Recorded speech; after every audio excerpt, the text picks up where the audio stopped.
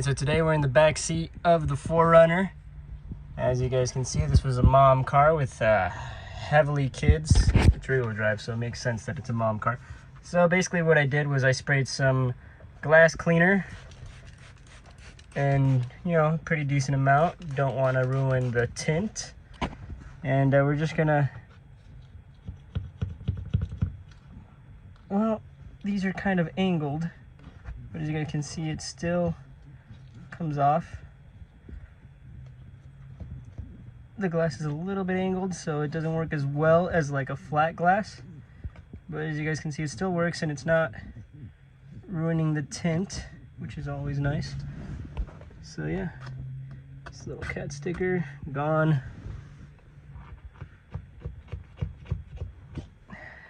We're gonna be going into the back glass here in a little bit. In the back glass, a little bit more careful because we don't want to ruin the heat, the little defroster in the back. So I'll show you guys how to be careful with that. As soon as we're done here, which is gonna be quick. We're making quick work of these stickers. Thought it was gonna be a little bit more tedious, but look at us go.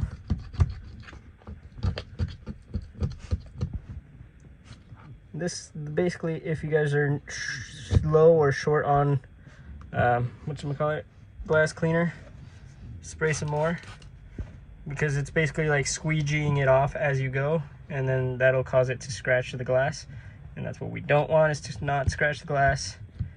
Keep it as well as possible. Okay, perfect.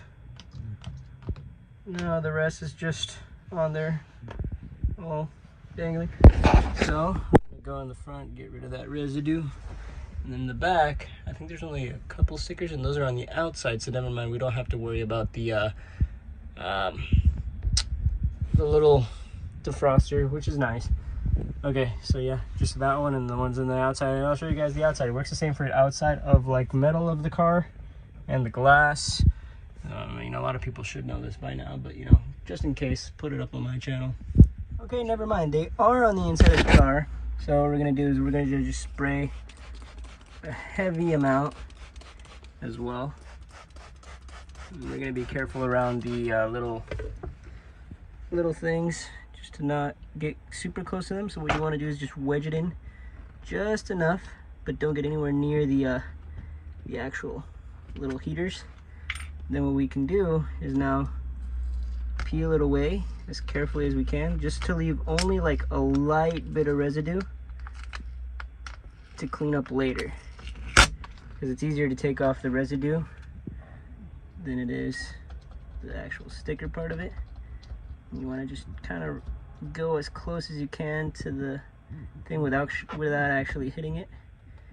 And you can see the residue just kind of comes off. You can even use Goo Gone at this point, and that residue will just wipe off instead of having to, you know, risk it with the razor blade. I don't know how sharp your hands are. Don't want to be responsible for your back one's not working, so this one's not going to be as easy. This turtle decided to just snap in half and not cooperate.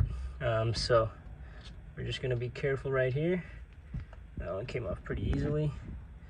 Be careful right here. Get as close, but not actually on there. I may have, no, that's not it. Up. Yeah, no, this turtle is resilient. It doesn't want to leave.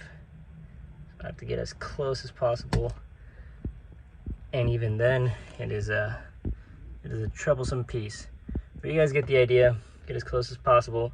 I will show you guys the finished product, because it'll probably be better to use both of my hands, especially when you're careful in the back right here. So yeah, razor blade sticker, and then you should be good to be removing any sticker possible with just any basic glass cleaner. I got this at Dollar Tree, and I mean, it's Armor All, so you know it's quality stuff. Yeah, turtle down. All I need is a microfiber towel to clean up the glass, but I'm gonna go up to the front and take off the residue, which is just residue, which again, Goo Gone may work, but you know, I like doing this just because it's a cleaner way of doing it.